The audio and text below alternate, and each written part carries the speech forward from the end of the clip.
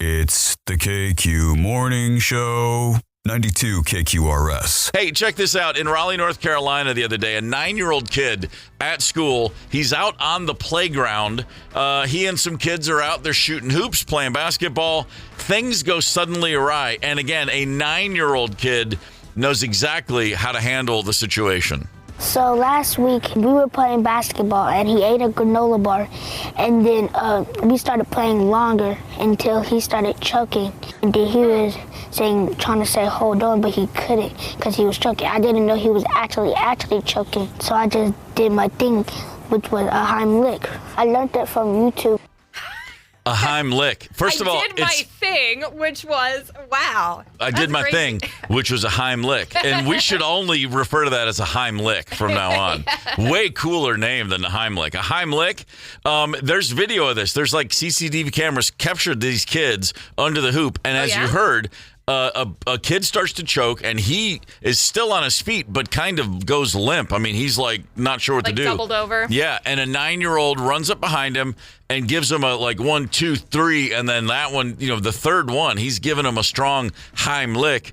And boom, saves the kid's life. It's fantastic to see. Oh, yeah. Badass of the day. I can't believe he didn't run screaming for a teacher. I can't believe he had his wits about him to do this, because I'd be screwed. That's a smart kid. When I was 9 years old, I don't think I would have had the Heimlich in my back pocket. No. I have it now only because, I'm old and I've seen it enough times. So I've never had to use a Heimlich maneuver. I mean, I've patted people on the back really hard.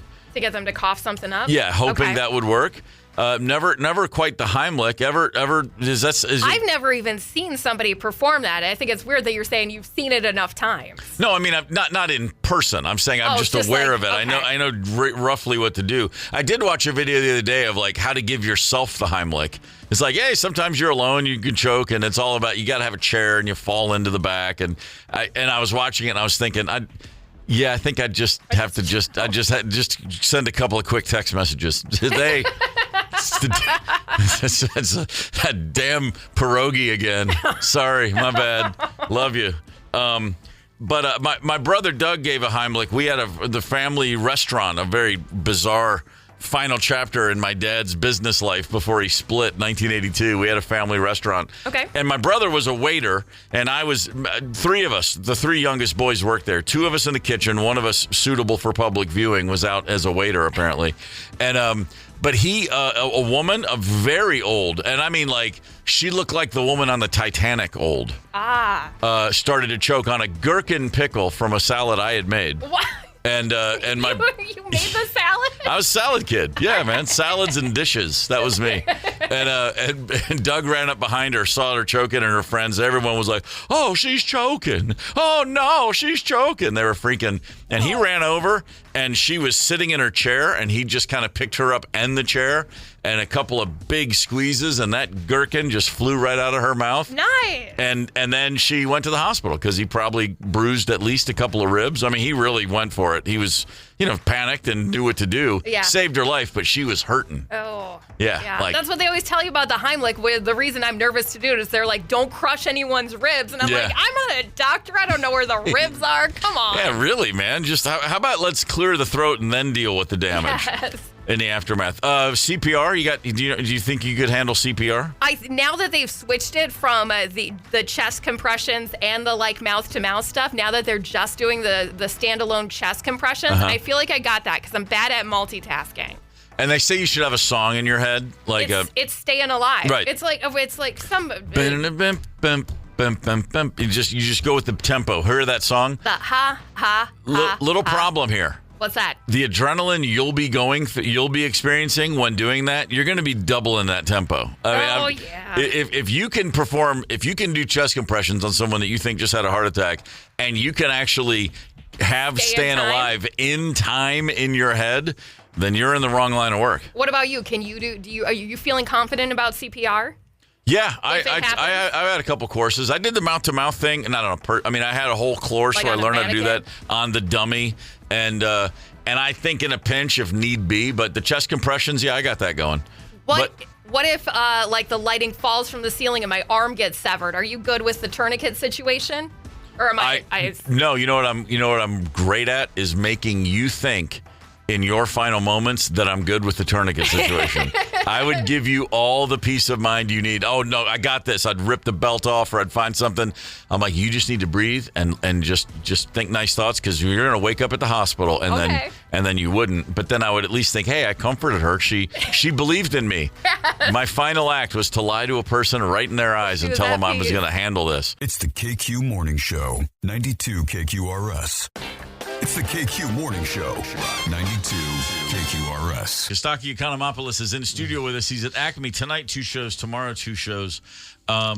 Did you ever, I know a lot of comedians and I know a lot of musicians, and there's similar brainwaves in those developmental years. Did you ever play music? Did you ever think about any kind of life with an instrument in your hand? No, I wish. That's one of the big holes in my life. For whatever reason, music and languages are I'm terrible. Oh, really? My name's Economopoulos, and I struggle with Greek. I find those two to be like magic tricks that anybody can learn another language or write a thing or play a thing. It's astounding to me. So for whatever reason, those are just holes in my experience. I got it. So, but as a kid, were you a big fan of music? You a rock fan? Yeah, absolutely. I was an REM fan, and Pink Floyd and U2. That was kind of the anything era that was on. That thing, the stuff that was going around, and the Athens stuff. I had buddies who were much more into the music scene. They would drag me along, and I always loved, Chickasaw Mud Puppies and all these crazy bands. I haven't heard that name in forever. Right? Wow, yeah. So that was the scene that I was kind of peripheral to. Yeah. So I loved it, but I wasn't one of those hardcore guys. I was fascinated by, stand up and jokes and all that part of it. So the other part of you didn't go into music or languages, but you had this a very academic view of things and political science, and you got that. Obviously, a lot of writing in that realm, I would imagine, throughout your as a student and going to get your master's, you're probably writing a good bit. I got to think that just building those habits helps you, because if someone calls you and says, hey, write me jokes, that's more muscle memory than anything, to just get in there and start, before the content, just the idea of, I can just sit here and write and write and write. That's probably what keeps you going. I mean, what keeps your phone ringing, I should say. A big step for me along the way was, this is a little inside baseball, but I used to write for the Complete Sheet, which is a morning prep service. Oh, yeah. Everybody in radio knows that. Yeah, so I would write topical jokes for those guys, and they would buy them at $7 a joke. I sometimes look at that, and I'll like, who's writing this? I mean, and not even whether I think it's funny or not. My point is, someone's actually doing this. Yeah, where does this come from? And it's $7 a joke. When you last did it. This is a long time ago. Yeah. But it was great for me, because that's the first time I ever had it was a writing job. Sure. And it had, I would have to sit in the afternoon and crank out 12, 15 jokes. Yeah. That's hard to do. It's very hard to do. And I eventually did that for Leno with the Tonight Show, where I would send them in, and those guys paid $75 a joke to the faxers. We were the faxers at that time. But he would tell that joke to 4 million people. It's pretty incredible. That was exciting for a good middle act floating around telling jokes in Nebraska. Hell yeah, that's a $75 carrot if I ever heard of one. Yeah. You're like, hang on a minute. Yeah. Did you ever look back, embarrassing or not? Did you ever call home and say, Jay Leno said my joke, or did you ever let someone know it was coming? Oh yeah, of course. Yeah. Actually, the first time I did a stand-up set at a club in Atlanta. Jerry Farber had a club for a little while. I don't know if you remember that name. I know the name. He was a character that floated around Atlanta forever. Yep. They had on their open mic night, they would charge $2 to get in. They would charge the comics the same fee, but they would take that money and put it into a prize pool, and it turned it into a contest. Got it. And I came in second, and they gave me 5 crumpled $1 bills. They didn't even uncrumple them; they just pulled them out of the jar. Yeah, right. And they set them on the thing and gave them to me as the prize. And at the time, I had just moved home after grad school, and I lived with my parents. And I went and I woke up my dad, and I showed him the 5 crumpled $1 bills. Yeah, hell yeah, you did. Go, Dad, I made money from comedy tonight. See? He was very supportive and hilarious with it. The first gig I played in a club was in Atlanta in a band we put together. We'd rehearsed for a few weeks, and we had an opening slot for another local band. We got upstage. We played for 45 minutes. I don't think I took a breath until like the third song because I was just, I can't believe I'm actually doing this. And the band, it was a packed place, so they did really well, and they gave us $100. Like, hey, here you go. So it's $25 each. Oh yeah. And so the first time I ever played I'd played at parties, like college cover band party things, but playing in a club, and that $25, man. I mean, I just held that. I mean, a 20 and a 5, and just went, holy crap. Yeah, right. I have rigged the system. Right. It does feel like you tricked it somehow. Yeah, that if you're able to make money doing a thing you would have done for free. That's exactly what it was. Right. It's always been that way. So you're obviously still digging it. How many gigs a year are you doing these days? Well, now I'm a dad, so now I lay out the calendar. Yeah. I got the kids these weekends, and I go tell jokes on the other weekends. Got it. So I usually do 2 like long weekends a month. Right. That I'm on the road, and I'm home doing radio and writing stuff and always busy. I'm doing things at home, but as far as the road, I'm gone 6, 7, 8, 9 nights a month. Yeah, that's a nice balance. That's a very nice balance. Yeah. Yeah, that's really good. Especially when you look back 30 years ago, you would have, like you said, you do it for free, and there's no gig too far. So the phone rings, and you're just like, yes. Yeah. I haven't asked you yet. The answer is yes. Right. And, well, in the old days, the comedy clubs were very often Tuesday through Sunday or Monday to Saturday. And I would go do 3, 4, 5 in a row. And I would just go and keep going. I'd go to Wichita and Fargo, and I would do a big circle back to Atlanta. Yeah. And I had a rack of clothes in my car. And I had a unicycle in the trunk that I would ride around for exercise. Yeah, right. Sure. That's great. Unicycle. My God. I rode it around here. One time I got into what do you guys call the little hamster trails that are on the second floor that connect all the buildings? The Skyway. Yeah, the Skyway. Like I rode into the Skyway here once, and people just gave me the most hilarious I'm sure they looks. did. Yeah, that's fantastic. Costaki Economopoulos is at the Acme tonight, tomorrow night, 2 shows each night.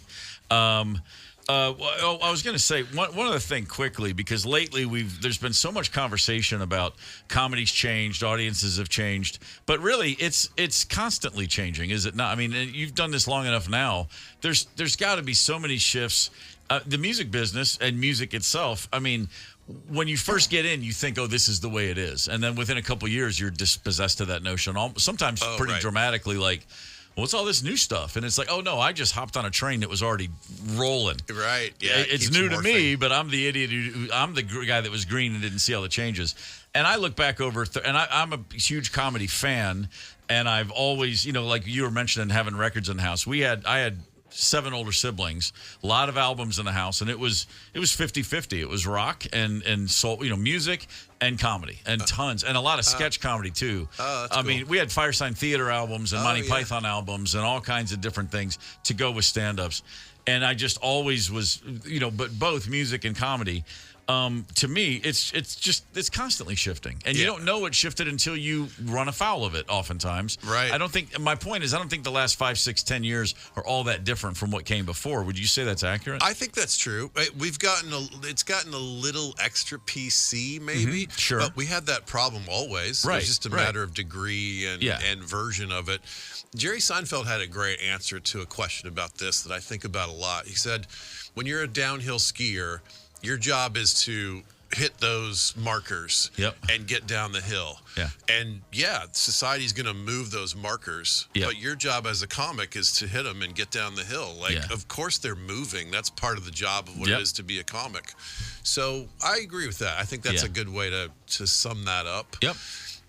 It is, people will type into Facebook, you can't joke about that, but you can. No, you can. I mean, I literally say, like, well, I already wrote it up here, and you're adding in the thread. I win. I did joke about that. Yeah, right, yeah.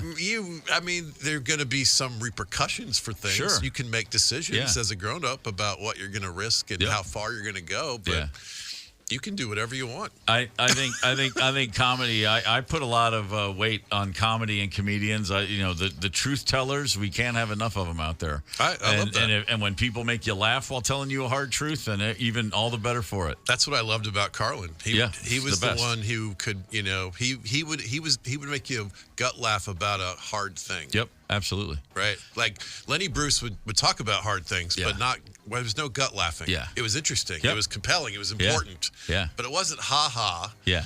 For me. I mean, kind of like Bill Hicks. It's my personal Bill take. Hicks could be very, very funny. Yes. Oftentimes he was just incredibly insightful but dark, and it wasn't a ha-ha. It was just, holy crap, that guy blew my brain. Right. Carlin had it all. Carlin had it all. Yeah. I agree. It's fantastic. Kostaki, it's great to have you in, man. It's a pleasure. Good to talk to you, man. Always a pleasure. Anytime. Costaki Economopoulos. It's the KQ Morning Show, 92 KQRS. It's the KQ Morning Show, 92 KQRS. The rock and roll fantasy camp scene has blown up in the last few decades. Oh, yeah. A lot of people, weekend warriors, basement rockers, people with a job, so they can afford, you can pay a few grand, and for a weekend, you go either on a cruise or you go to a place, you meet some of your idols, you play, you jam, you get on stage. It's rock and roll fantasy camp. Sure. And I've never been to one of those. I've never been a part of one, but I know a few musicians who've been, and they say it's amazing. It's really great. Oh, yeah? They like it from their end? They really like it because you're just giving people like a dream. Like the guys really, really love. Imagine you're like a bass player and then you're on stage and Roger Daltrey's singing right next to you. You're like, hey, yeah. All right, it's pretty good. And those things it's a few $1,000 for a weekend, and you get some time with these guys. But that's one way to go about it. Screw being a member of the band. What would you pay to be a roadie for a day? A member of the crew for the day? Do you think it's worth $12,495? What? Yeah. If you happen to be a giant Kiss fan, and more specifically, a Gene Simmons fan. Okay. Gene Simmons is on tour this year with the Gene Simmons Band, and they've got an offer now. Meet Gene Simmons backstage, and you're going to be able to do this. One person per gig gets to purchase this entire package. So am I doing actual work, or is it just like roadie for a day kind of fantasy where I get to hang out with rock stars? You hang out with a rock star named Gene Simmons. I don't know who's in the rest of his band. I don't know who the rest of his band is, but I doubt it's a lot of household names. Because I think I would know that. I think I would have heard about it. I think it's Gene and some dudes. It's probably Gene. It's probably Gene and some guys that were on the crew for Kiss. Okay. You know what I mean? Like, why not? But so Gene's on tour. You can purchase the personal assistant and band roadie for the day package. One person per show gets this. It's $12,495. And here's what you get. Okay. That's not what you get paid. That's what you pay. I have to pay the money. $12,495. You meet with Gene and his band to go over the schedule for the day. Well, that should already be that sounds easy. Let me tell you something. Any band on tour, your schedule comes to you in a text in the morning or a piece of paper under your door. Here it is. Okay, thanks. We leave the hotel at 3. We sound check at 4. Dinner's at 6. Shows at 8. Thanks. But you're going to get together with Gene and his band and go over that. Then you're going to have a position on his team crew for the entire day. So for a whole day, and I imagine this means like at the hotel, at the venue, you are wearing a shirt that makes you look like a member of the crew, I suppose. You get to eat dinner with Gene. You travel to the gig with the band. You help the band set up for the show. Help the band set up for the show. That's questionable wording. What does the band do to set up for the show? Yeah, I mean, I know a lot of guys who work locally setting up for shows. The last thing they want is some random person walking around stage. Yeah, and you know who else they don't want on the stage? The band. Yeah. I can trust you. Believe me when I say, you know who gets in the way of everything? The band. The happiest crews in the world are the crews who work for bands that show up when it's time to play the show and then leave. Get out of my way. Yes. That's their gig. You're just the guy coming in and sitting down at a drum kit and playing for 2 hours and leaving. Get out of the crew's way. Gene Simmons will introduce you on stage. He'll sign your set list. You can take photographs throughout. You can bring up to 4 items for him to sign. Up to 4. Up to 4. But no instruments. However, you do get a bass guitar. You get one like a Gene, either an Axe bass, the Punisher bass, the acoustic Punisher, depending on what's available where you go and your market. You will be introduced on stage. That's, I guess, the highlight of this, is Gene brings you out in the middle of the gig. I guess. Are you going to be able to resell some of this stuff on eBay afterwards to make up the $12,000? I would certainly hope so. If you're going to spend $12,000 to go hang out with Gene, then congratulations. You've done very well in life.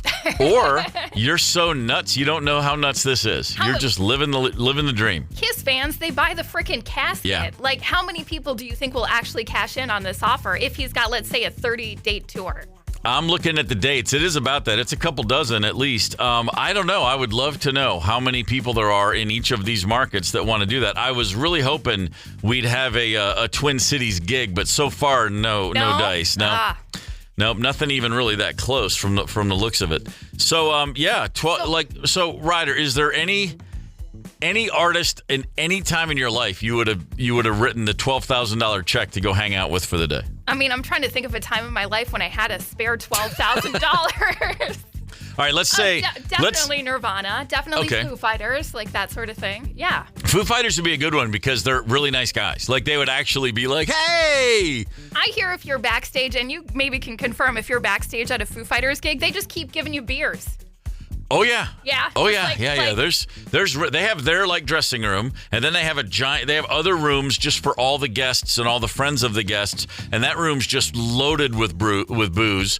And if you make it into the actual dressing room where the band is, anybody that's in there, I went to see the Foos in Memphis in 2011. Drove over. I was living in Nashville then. Drove to Memphis. It's a 3-hour drive. Me and a buddy, day of show. Hey, Foos are Memphis. Let's go. We drive over, walk in, and I've been friends with all those guys for years. We get our passes. Walk into the dressing room before the show. And it's a couple hours before the show. And the only person in the dressing room is Dave Grohl. Yeah. Just at that moment, he happened to be the only guy there. And I walk in. He's like, dude. I'm like, dude, like you do. And we go, big hug, what's up? And as I hug him, I look, and over his shoulder, I notice there's someone else in his dressing room, sitting in the corner in a big chair. Winona Judd. From the Judds, right. Winona, the daughter of the Judds. And there's no mistaking. No one's ever looked at her and said, is that Winona Judd? No, that's Winona Judd. Yes. And she looked up and smiled, and I'm still in a hug, and I smile, and then I go, Dave, what's Winona Judd doing here? And he whispers, I don't know. She just showed up, but she seems nice. Do you know her? And I go, no. He goes, damn. And that was it. And then he goes, Winona, this is Steve. She's like, hey, how's it going? And she, too, woke up that day in Nashville, saw the Foo Fighters were in Memphis, but she got on her own bus and took that over. And he goes, we just got a call. My production manager called and said, Winona's taking one of the bus bays. And I'm like, Winona who? He goes, Winona Judd. I'm like, Winona Judd? Winona Judd. It was this whole thing for the whole day. And then at one point later that night, Motorhead was the opening band. Oh, nice. I walked into that dressing room and I saw Lemmy, Dave Grohl, and Winona Judd having just the three of them standing there chatting. And I was like, that's pretty great. Just a pretty good little cross section of the world right here. All right. Do you think Dave Grohl would have had the guts to ask Winona Judd to be his roadie for the day? I can't imagine he would have. I don't know. She's a queen down there, man. You know, she can run for governor of Tennessee right now and probably still win. Nice for her. The people love Winona. I mean, hard not to. She seems like a real friendly lady. Mama, he's crazy. Crazy over me. Don't you get it? Don't you love it? It's the KQ Morning Show, 92 KQRS. It's the KQ Morning Show, 92 KQRS. Kevin Cronin joining us on the KQ Morning Show, February 22nd. That's tomorrow night at the Treasure Island Event Center. Kevin, great to have you on the show. Thank you for calling in, sir. Oh, man, thanks for having me, Steve. It's, Minnesota has been very kind to me and my music over the years. And so I'm looking forward to it. It's the first show as the Kevin Cronin Band. So it's a pretty big night for us on Saturday. That is a big night. Okay, before that, though, you took my first question away. Any memories? Can you even remember the first time you played a gig in the Twin Cities? Oh, man. You know, the night that really stands out for me, well, we've had some huge shows at the Minnesota State Fair. Mm-hmm. We played a gig at a venue right down by the river that was awesome. We actually did a show just outside of town with it was a big festival and we played with Rascal Flatts. It was a kind of a combination country and rock thing, which was really cool. So we've played over 100 shows in Minnesota over the years. So we're pretty amazing. That is pretty amazing. 100 shows over the many, many years. Full disclosure, I found a picture of myself in 10th grade at a school dance with my date, and we're taking the dance photo, and the big backdrop behind us, the theme is "Keep on Loving You." So to say that your music has been playing in the background of some pretty memorable times in my life is an understatement. I don't remember a time before REO Speedwagon. Yeah, I don't think there was. I think that's just how it is. But hey, dude, I saw you guys. So I'm trying to think of what year it was, but we always stay at a hotel when we're in St. Louis. That's kind of right down near the river, kind of near the arch, and there used to be an awesome club right down there called Mississippi Nights. Oh yeah, I remember that. And we had a night off, and I was just out walking around. They got that cool kind of brick street kind of vibe down there. Yep. Walked into Mississippi Nights, and there's this young band called the Black Crows that are playing. And I think you guys might have had your first, maybe Hard to Handle was out, but I walked in there, man, you guys just tore it up. I stood back at the soundboard and just grooved to you guys. It was that's first record. That's we played there in 1990. I mean, I remember very clearly that gig. Yeah.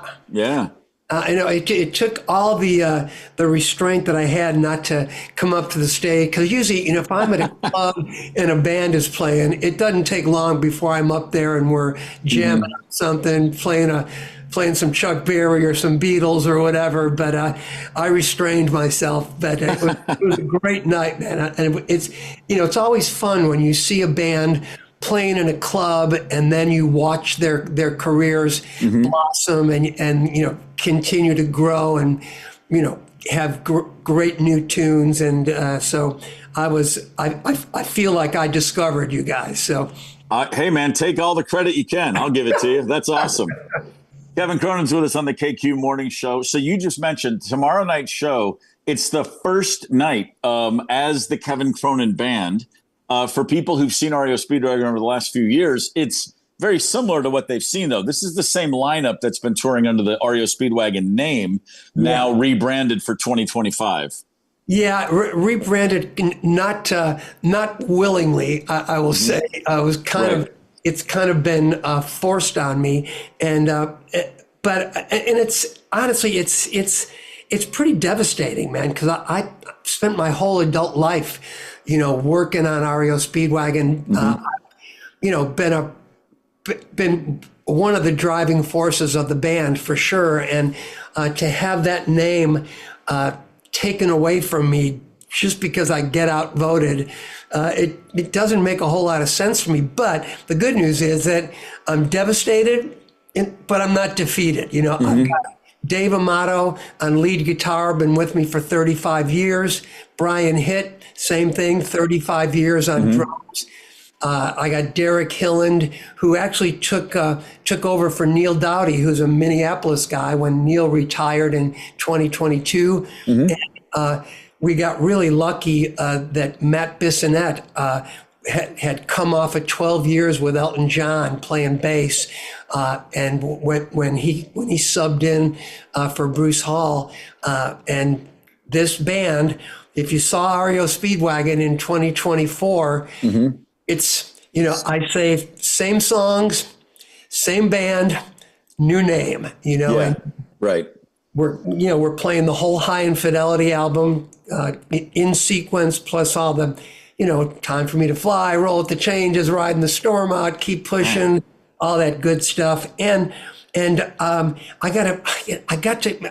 been friendly with Richard Marx since '87. He did his first tour opening for REO that year, and we've remained friends. And he called me recently, and he was like, dude, we've been friends for almost 40 years. We've never written together. So we got together and wrote a tune, and it's this rocking thing. And so I'm just energized, man. I feel like I got something to prove here. And, coming back to Minnesota, friendly ground, and,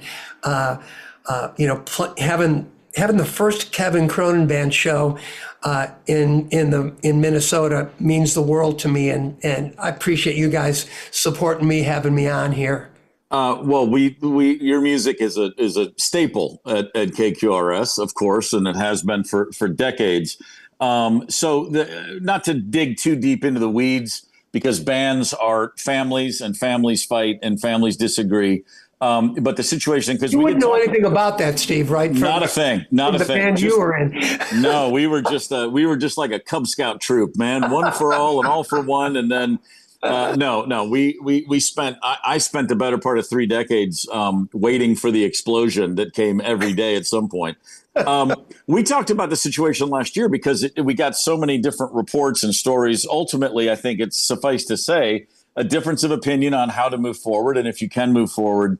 And like you said, it's a really difficult thing. You guys have given your lives to this. And I think it speaks, however, though, to the fact that a band is a group, it is a collective, and everybody does have a vote. And you've expressed your disappointment, which I fully understand. What's still standing, however, is the music. And that's ultimately what people will always, when people think of Kevin Cronin, they think of your voice, they think of your songs. You can call the band Slap Happy Dick. They're still going to love the music. I like that. Yeah, I mean, just throwing that out there for you. Yeah. So I like what you said. You're devastated but not defeated. And it just goes to show, no matter where you are in life, hey, man, life has a funny way of throwing a curveball. Yeah, it does, and you got to swing for the fences when it happens, and I can be prevented from touring as REO Speedwagon, but nobody can stop me from playing my songs and playing this music, and the REO Speedwagon's always had a positive message, a hopeful message, and our songs, They brighten up people's day, and so I want to keep that vibe going, and whatever it's called, whether it's called REO Speedwagon or the Kevin Cronin Band, it's the same band. It's Dave and Brian, Derek and Matt, and those songs that people have just. I mean, I feel so fortunate that people have just related to my stories, and that's why we write. We try to tell the truth, and I find that the more of yourself that you expose in your writing, the more people feel it, the more people believe it. And I always get a kick. You mentioned "Keep on Loving You" being at a school dance. People use that song at their wedding, and I think to myself, did you listen to the verses? Right. But the verses are raw, the verses are true, and then the chorus becomes hopeful, and I think that's what life's about, man. You're gonna hit some rough spots, but you gotta keep moving, man. You can never give up, and you can never let life bring you. You can't let anybody bring you down. You just gotta keep moving forward, The Kevin Cronin Band, tomorrow night at Treasure Island Event Center. Tickets at TICasino.com. The voice, of course, on the music, the songs of REO Speedway. And Kevin, if you and I walk onto a basketball court right now and I give you 5 free throws, how many are you going to hit? Right now, I'm not a bad free throw shooter. I'll tell you. And my twin boys, Josh and Shane, were basketball stars all through their grade school and high school. So I lived vicariously through them. Sure. How many would I make? Now probably none. But I didn't see it going that way. I was excited by it. I thought you were going to say 4 for 5 easy, 5 for 5 if you warm up. My man went, you know what? You said you write about honest things. You're honest with us. 0 for 5. Very strong response, my friend. Hey, man, I tell it like it is. That's a fact. Well, hey, I know that anybody who's at the show will dig it Saturday night. I'm sure you and the band will as well. Thanks again for taking the time, man. All the best. Steve, thank you for your support and the support of your station, and hope to see you down the road.